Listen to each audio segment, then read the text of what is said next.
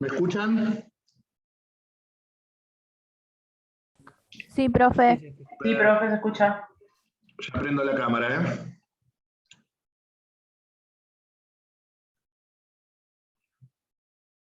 Bueno, acá estamos de vuelta. Antes de seguir, porque si lo dejo para el final, se nos va a cortar la transmisión y me va a quedar por la mitad, lo que les tenía que decir del trabajo práctico. Ya lo subí al Classroom, vuelvo a reiterar, lo tienen que entregar el jueves que viene. No importa si me lo entregan después del horario de clase, es decir, tienen hasta las 23:59 del jueves que viene para entregarlo. Parece largo, pero no es largo porque es un trabajo de interpretación pura de texto. Tienen que trabajar exclusivamente con el texto de Nelson Martínez Díaz, que lo tienen cargado en la bolilla 2 en cualquiera de las dos plataformas. Lo que sí, vuelvo a reiterar, para entregarlo tienen que usar el Classroom. Recién me avisó Caro, mi ayudante, que subió el tutorial para cualquier inconveniente que tengan a la hora de subirlo cuando lo hagan. Así que pues, ahí tienen la explicación de cómo subirlo para aquellos que no saben hacerlo. Cualquier inconveniente o cualquier duda que tienen, pueden consultar con cualquiera de nosotros, con los mails que ustedes tienen allí sugeridos, o me mandan un mensaje por el propio Classroom. No hay ningún problema con eso. En el Classroom puede contestar cualquiera. El primero que agarra contesta, o contesto yo, o contestan mis colaboradores. No hay inconveniente. Que esto no lo mencioné ayer, pero mi grupo de colaboradores, tanto Carolina como Cristian y Juliano, que por cuestiones personales no han podido estar acompañándome esta semana, y la reciente incorporada Camila. Cuando hablan es como si hablara yo, no hay ninguna cortapisa para con mis colaboradores, tienen amplia libertad para asesorarlos, para darles una mano en todo lo que sea. Y si tienen dudas y consultan con ellos, lo que les respondan ellos, pueden tener la completa seguridad de que están más que capacitados para evacuar cualquier tipo de duda. De hecho, es un equipo que venimos trabajando juntos prácticamente ya 4 o 5 años que venimos trabajando juntos. Y no sé si no me estoy quedando corto de tiempo. Así que, no sé, en el sentido de no sé si no hace más que venimos trabajando. Para estas cosas sí tengo poca memoria, así que tengan confianza en ellos también, no hay ningún problema.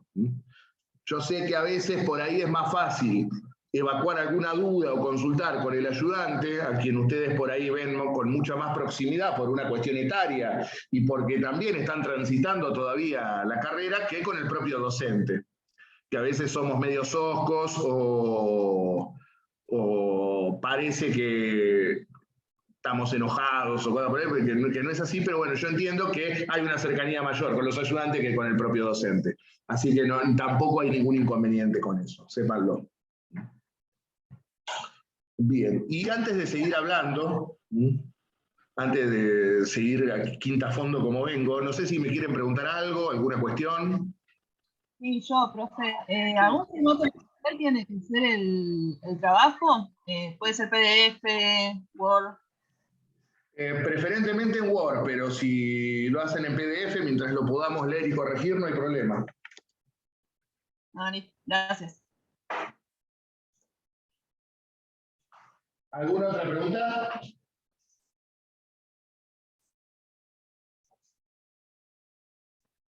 Vamos a cargar la batería antes de que se me apague. También, las instrucciones para los trabajos prácticos están subidas en la carpeta de trabajos prácticos. Tanto en el Classroom como en cátedras virtuales hay una carpeta de trabajos prácticos, hay un documento donde están las instrucciones, es decir, con la forma que los tienen que entregar. Así que pueden verlo de allí también.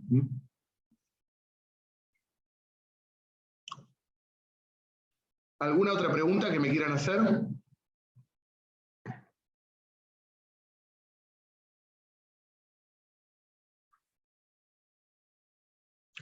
Bueno, entonces continuamos un poco. acabamos de ver entonces, estábamos en la obra institucional de la Junta Grande, ¿sí? Ya quedó en claro que fue un gobierno del cual participaron tanto los representantes de Buenos Aires como los representantes del interior. Y en cuanto a la línea de acción política de la Junta, además de estas cuestiones institucionales como el reconocimiento de la autonomía de las provincias,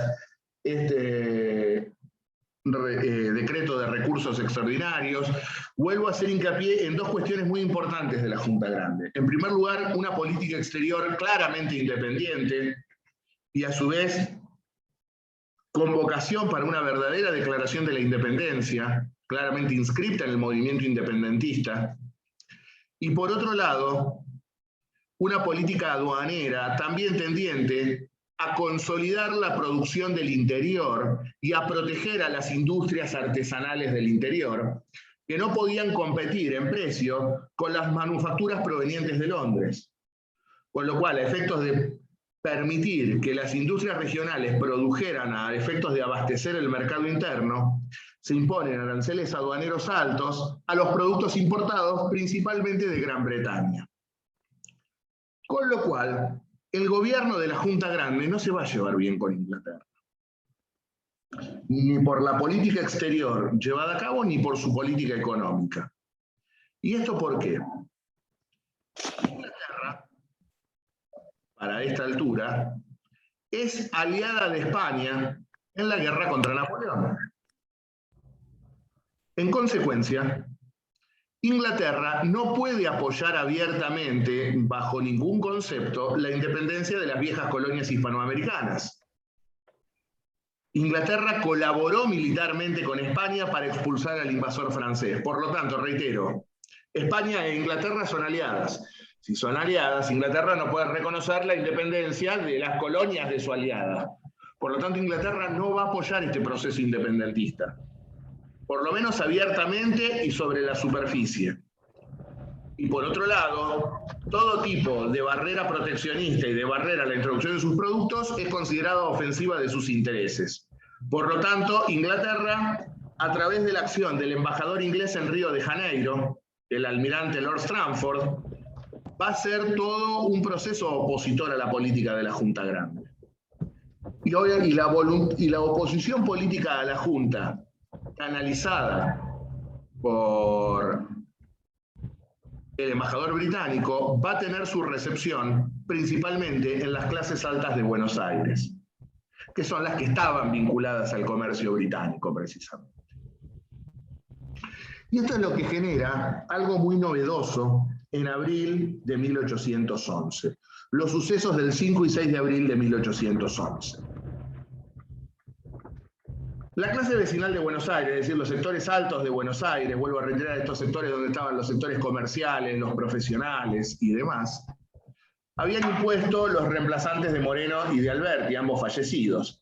Sin embargo, con el devenir del tiempo, nuevas fuerzas emergían, es decir, la revolución fue una caja de Pandora que liberó tensiones acumuladas durante 300 años de dominación española. Y en este sentido, todos reclaman su lugar en el nuevo escenario político. Hemos visto que en la Junta habían confluido la clase alta porteña con los sectores populares acaudillados en las milicias. En el mes de diciembre se habían incorporado a la Junta los representantes del interior. Ahora, quienes van a reclamar su lugar en el teatro político serán las clases populares de los suburbios de Buenos Aires, los habitantes de las quintas y de las chacras de la zona rural aledaña a la ciudad. Por eso me refiero a los suburbios de Buenos Aires. Los quinteros y matanceros de los suburbios de Buenos Aires también reclamarán su representación política en el gobierno. En efecto, esta gente de la periferia de la ciudad, en esa jornada, en la noche del 5 a la madrugada del 6 de abril de 1811, marchará a la Plaza de la Victoria. Hay alguien que tiene el micrófono prendido y me está haciendo interferencia. Marchará rumbo a la Plaza de la Victoria, lo que hoy es la Plaza de Mayo, y reclamará a quien consideran su caudillo, a quien consideran su jefe político, reclamarán el gobierno único de Cornelio Saavedra. Es decir, las clases populares de los suburbios de Buenos Aires reclaman el alejamiento de las clases altas porteñas del gobierno y el entronizamiento de Cornelio Saavedra como jefe único de la revolución. Es decir, Saavedra tuvo la historia en sus manos, tuvo el poder en sus manos. Las clases populares lo reclamaban como el jefe político. Y Saavedra dijo, no, gracias, paso. Yo con esto no tengo nada que ver. Debe ser la primera vez en la historia universal que una revolución triunfa y su acreedor no se hace cargo. Reitero, todos pedían el gobierno único de Saavedra y Saavedra, en vez de ponerse a la cabeza de este movimiento popular y consolidarse como el líder de la nueva Argentina, se asustó. Se asustó, por eso yo les decía, era muy buen tipo, era patriota, pero no era un gran político, ni mucho menos. Y al ver manifestada a toda esta gente pidiendo su gobierno único, se asustó, no quiso saber nada. Tuvo todo el poder en sus manos y no lo quiso agarrar. Finalmente, lo que se decide es que se incorporen a la Junta precisamente estos sectores que hasta ese momento no se encontraban en el gobierno. Vuelvo a reiterar, los sectores vinculados o que pertenecían a las clases populares de los suburbios de Buenos Aires. Y a su vez marcará este episodio el alejamiento del viejo morenismo, de la clase vecinal porteña del gobierno. Con lo cual queda configurado en abril de 1811 un gobierno en el cual se encuentran representados las provincias del interior y los sectores populares, tanto de la ciudad como de los suburbios. Y ya no se encuentran allí los sectores de la clase vecinal porteña. Podemos decir, como si fuera una ecuación matemática, que en el mes de abril tenemos lo que venía de la Junta de Mayo, más los diputados del interior que se habían sumado en diciembre, más los representantes de las clases populares de los suburbios de Buenos Aires, menos la clase vecinal porteña. Un gobierno claramente que miraba hacia el interior y a las clases populares. Y un gobierno que miraba hacia el interior y a los intereses populares lamentablemente no podía sostenerse en el tiempo. Sobre todo porque veremos que las clases dominantes, las élites políticas, siempre han sido muy efectivas a la hora de enfrentar a sus enemigos. Cuando ven peligrar sus intereses, se olvidan de los problemas internos, se abroquelan, actúan como bloque y defienden a rajatabla sus privilegios. En cambio, las clases populares en esto son más díscolas. Y cuando el movimiento popular está dividido, siempre es triunfo en el bando opuesto. Y es lo que va a terminar ocurriendo. Porque en abril este es el escenario que tenemos consolidado. Reitero, un gobierno en donde se encuentran representantes del interior y donde se encuentran los representantes de las clases populares. Es decir, un gobierno de provincianos y de pobres, para decirlo bien gráficamente. Sin embargo, los sectores de la clase alta porteña, bajo ningún concepto iban a permitir esto, y comienzan a conspirar rápidamente contra el gobierno. Pero a su vez también generan una grieta, ya que está tan de moda la palabra, una cuña. Generan una división en el campo popular, porque hacen enfrentar entre ellos a los diputados del interior con los representantes de las clases populares. En este sentido, lo que no vieron ninguno de estos dos sectores que se enfrentan entre sí es que estaban siendo movidos por hilos mucho más hábiles. En efecto, la clase vecinal de Buenos Aires negocia con los representantes de las provincias, cuyo principal vocero era el representante de Córdoba, el Dian Funes, su reincorporación al gobierno y el desplazamiento de los sectores que se habían incorporado en abril. Es decir, para el mes de septiembre de 1811, es desplazada nuevamente, son desplazadas del gobierno las clases populares de Buenos Aires, sobre todo aprovechando que Saavedra no se encontraba en la capital, había marchado a hacerse cargo del Ejército del Norte luego del desastre de Huaki, y este momento en el cual el gobierno popular se encuentra sin conducción política, es aprovechado por sus enemigos para atacarlo. Primero, la clase vecinal porteña lo que va a lograr es el desplazamiento de los sectores que se habían incorporado en abril, de los sectores populares. Lo que no se dio cuenta el Dean Funes es que después de la clase popular iban por ellos. Lo que hicieron las clases altas porteñas dividieron al gobierno. Primero se llevaron puesto a las clases populares y después se llevaron puesto a los provincianos y se quedaron ellos con toda la torta. Es lo que termina ocurriendo entre el mes de septiembre y octubre de 1811. La segunda crisis, como la solemos denominar. Reitero, allí, primero, se negocia la salida de los representantes de la clase popular y el reingreso de la clase vecinal porteña, y a su vez decide terminarse con este esquema juntista. ¿Por qué? Se decide la creación de un ejecutivo permanente, de un poder ejecutivo permanente, con 3 miembros, lo que la historiografía luego denominará triunvirato, y lo que quedaba del resto de la Junta, actuando como una especie de órgano legislativo. Es decir, una precaria división de poderes, un ejecutivo de 3 miembros por un lado, y el resto de la Junta formaría una especie de cuerpo legislativo. Es así como surge el primer triunvirato, compuesto por Manuel de Zarratea, Feliciano Chiclana y Juan José Paso. Ya les voy anticipando que cada vez que tengan que estudiar, que cuando les pregunten un examen por un gobierno, por una asamblea, por una junta, y tienen dudas, si tiran el nombre de Juan José Paso no le van a errar nunca. Porque vamos a ver que el maestro de Juan José no le esquivó a ningún gobierno. Estuvo absolutamente en todos los gobiernos desde 1810 hasta 1833. Ya lo saben, si tiran Paso la pegan seguro. Vamos a ver, fue un fenómeno Paso, el primer político en tener punteros, en manejar, ya vamos a ver lo que fue Juan José Paso. Pero reitero, entonces surge un nuevo gobierno, el primer triunvirato. El Ejecutivo estaría a cargo de este triunvirato de 3 miembros, Manuel de Zarratea, Feliciano Chiclana y Juan José Paso. Allí tienen en imagen al primer triunvirato. Ahora bien, para deslindar cómo debía funcionar uno y funcionar otro poder, se le encarga a este órgano legislativo que surgía, lo que quedaba de la Junta, la redacción de un reglamento que precisamente estableciese cómo iba a funcionar el gobierno. Es así como en octubre de 1811 se dicta el célebre Reglamento Orgánico del año 11, que fue el primer documento de carácter constitucional en el Río de la Plata en establecer la división de poderes. Ese reglamento orgánico iba a tener un poder ejecutivo, que era el triunvirato, un poder legislativo, que sería la Junta Conservadora. Esta Junta Conservadora es precisamente lo que quedaba de la Junta Grande, que tendría a su cargo funciones legislativas y con ese título, Junta Conservadora.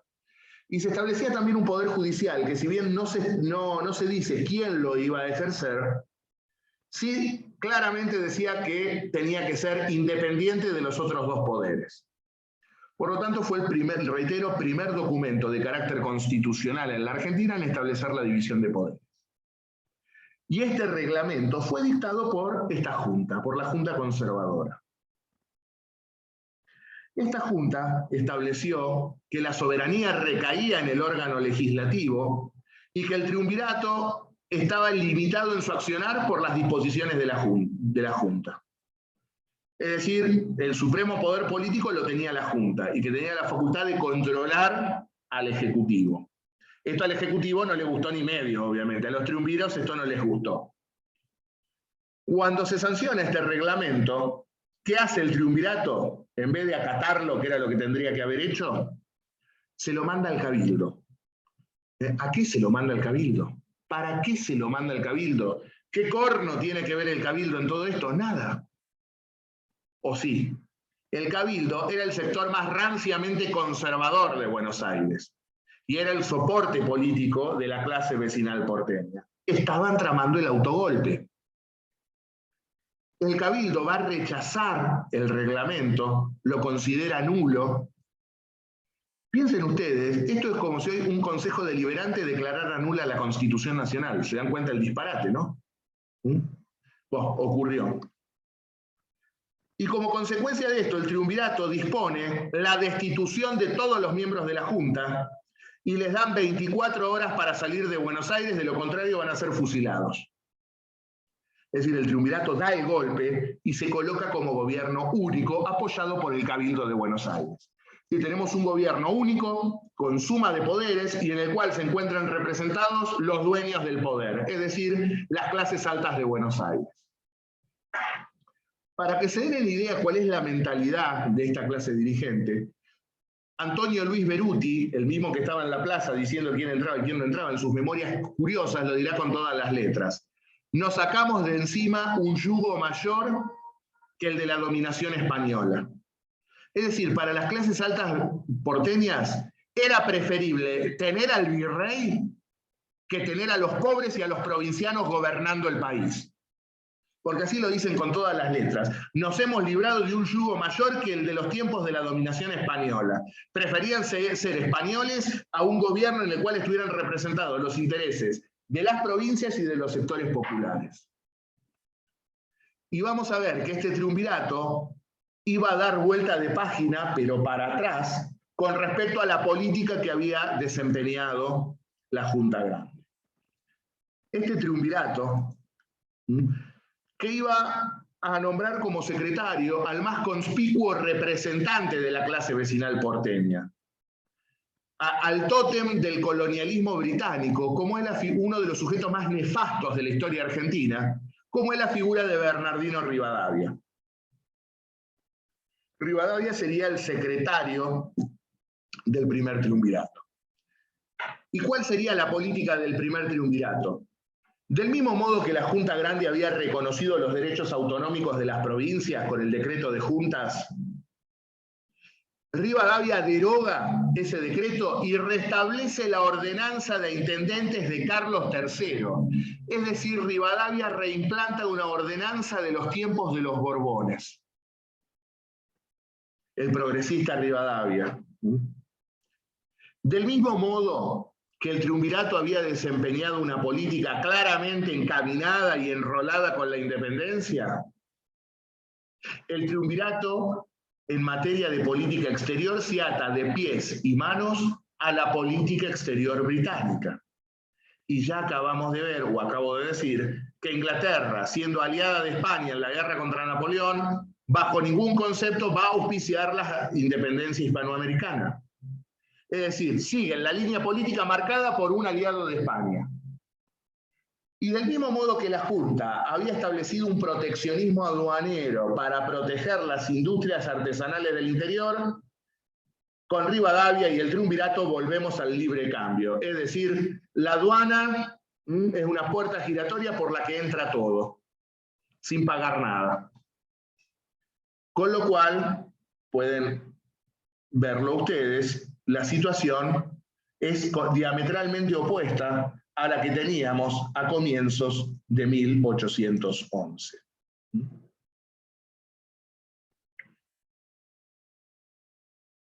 También es cierto que el triunvirato dictó dos decretos que nos van a introducir en el camino de las garantías constitucionales, como fueron el decreto de seguridad individual y de libertad de imprenta, que analizaremos la semana que viene, porque fueron los dos primeros documentos en establecer derechos y garantías constitucionales en el Río de la Plata, y del mismo modo estableció la Comisión de Justicia.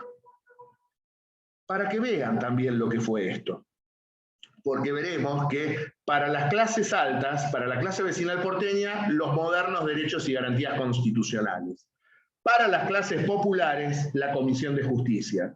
¿Y en qué consistía la Comisión de Justicia? Dependía del Poder Ejecutivo, no del Poder Judicial.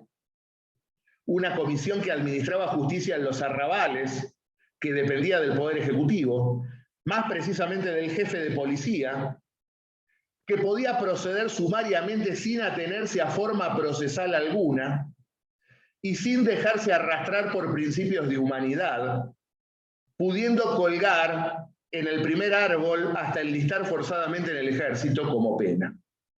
Si al jefe de policía se le permitía ejercer justicia sumaria en los arrabales y te podía colgar en el primer árbol que encontrase o mandarte a servir al ejército de línea.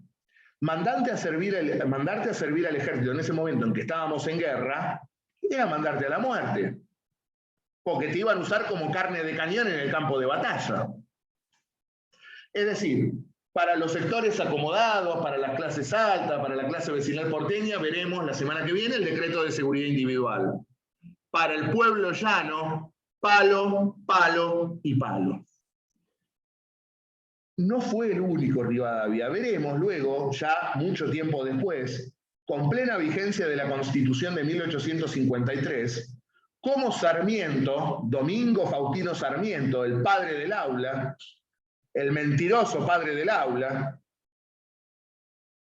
dirá que la Constitución no era la norma de acción común para todos los hombres, sino que era para las clases acomodadas la libertad de tribuna, la libertad de expresión y las garantías. Para el pueblo la Constitución era la policía de seguridad, el Código Penal y los jueces que aplicaban las penas. Esa es la visión de estas clases gobernantes. Para ellos, derechos y garantías. Para el pueblo, garrote. Este fue Sarmiento. Ya vamos a empezar a desmitificar a Sarmiento acá. Un asesino y genocida, Sarmiento, como veremos.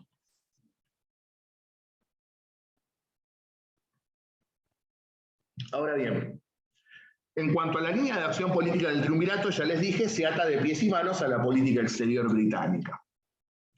Y ya les dije, los británicos, aliados de España en la guerra contra Napoleón, bajo ningún concepto van a auspiciar la independencia hispanoamericana. Y si ustedes recuerdan, desde 1811 estábamos en guerra con Montevideo. Recuerdan que Montevideo había reconocido a la regencia y que habían aceptado a Francisco Javier de Elío como virrey del Río de la Plata. Bueno, los ingleses agarran al triunvirato y le dicen, bueno, déjense de hinchar con este conflicto que tienen con Montevideo, lleguen a un acuerdo. Y en efecto, en el mes de octubre de 1811, a fines de octubre de 1811, el triunvirato firmará lo que se conoció como el armisticio con el virrey Elío. ¿En qué consistió? El triunvirato reconoció los derechos de Fernando VII sobre estos territorios, es decir, reconoce la autoridad del príncipe cautivo, y a su vez también reconoce la autoridad del virrey Elío sobre la banda oriental, sobre toda la provincia oriental y el sur de la provincia de Entre Ríos. Es decir, el triunvirato le entrega a Elío la provincia oriental y casi 2/3 de la provincia de Entre Ríos. Quédatelas, Elío, no hay problema, todo tuyo. Y además el gobierno de Buenos Aires, el triunvirato, se compromete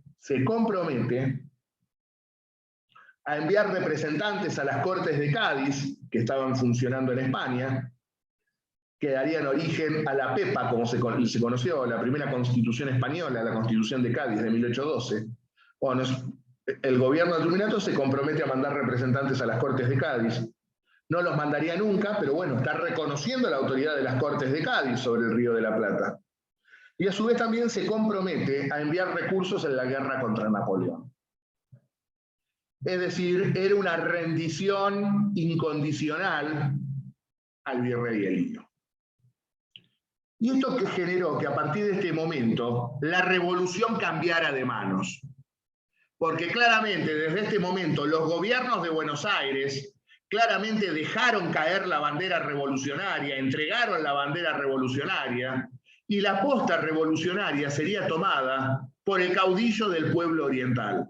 Me refiero a la figura de José Gervasio de Artigas. A partir de ahora, la verdadera revolución, el verdadero cauce revolucionario, tendiente a la constitución de una república democrática y federal, estará en manos del pueblo oriental y de los pueblos litorales de la Argentina, acaudillados por José Gervasio de Artigas. Vale decir que los orientales a este acuerdo sarcásticamente lo conocieron como la redota. Una inversión del término derrota, le decimos la redota para no querer decir otra cosa que ofenda. Claramente el pueblo oriental consideraba este armisticio como una derrota y una rendición incondicional del triunvirato. Reitero, a partir de este momento la revolución cambiará de manos. claramente será el heroico pueblo oriental acaudillado por Artigas quien encarnará los valores revolucionarios y que tendrá a su vez su propia interpretación de la revolución, con una visión claramente democrática, republicana, popular y federal. Podemos decir que Artigas es el fundador del federalismo argentino. Fíjense que yo a Artigas lo trato de argentino, no de uruguayo. Porque como dijo don José Gervasio en su testamento político, argentino nacido en la provincia oriental. Artigas también se consideraba como argentino. Nada más que había nacido en una provincia que está del otro lado del Río de la Plata. La provincia oriental era parte integrante del territorio argentino. Veremos que fue la perfidia de los sucesores de la clase vecinal porteña, el partido unitario, encabezado por alguien que acabamos de ver aquí, Bernardino Rivadavia, quien entregará la República Oriental en la década de 1820. Lo veremos cuando lleguemos en aquel momento. Veremos claramente que siempre, a partir de aquí, los movimientos federales siempre encarnarán una visión popular de patria grande y de representación de defensa de la soberanía nacional frente a un partido de clase elitista vinculado al comercio británico y que mirará hacia la patria chica. Para ellos la Argentina son las 40 manzanas de Buenos Aires. Y que a su vez también despreciará por completo la defensa del territorio nacional. Pero me estoy adelantando mucho en el tiempo. Ahora lo que tenemos que decir es esto. El triunvirato se entrega de pies y manos a la política exterior británica, llega a un acuerdo con el virrey Elío y la revolución cambiará de manos. Ahora el verdadero discurso revolucionario, la verdadera acción revolucionaria, estará en manos de los orientales y de su caudillo José Gervasio de Artigas. Un Artigas que tuvo que exiliarse de este lado del Río de la Plata, porque claro, toda la campaña oriental había apoyado a la revolución. ¿Qué era lo que temía el pueblo oriental? Que se viniera la venganza de los españoles, la revancha de los españoles. Por lo tanto, se producirá lo que se conoció como el éxodo del pueblo oriental, el éxodo de la Yui, donde todo el pueblo de la campaña oriental sigue a su caudillo y traspasa la línea demarcada por este acuerdo. Por eso digo, la revolución cambiará de manos. Ahora, lo cierto es que con este accionar político, el triunvirato no era querido absolutamente por nadie. Por varias cuestiones. En primer lugar, como ya les digo, la Junta Grande había convocado allá por abril de 1811 a una asamblea para declarar la independencia.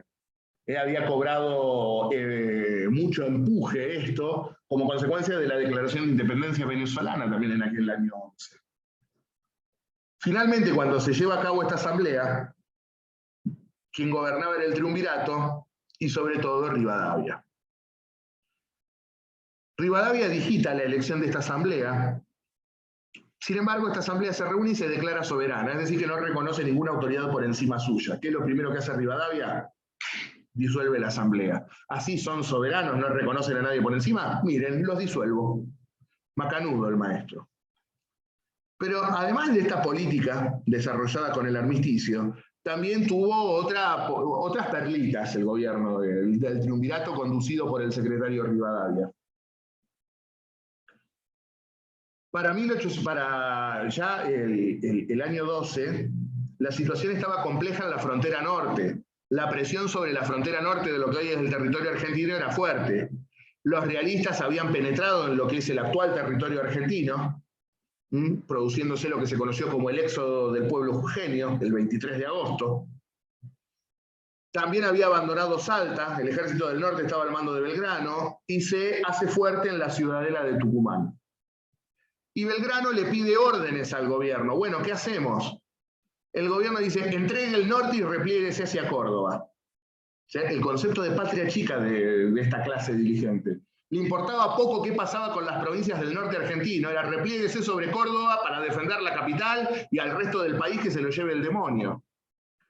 Por suerte, Belgrano, que tenía un coraje a prueba de balas, decide desobedecer la orden del triunvirato y da la batalla en Tucumán.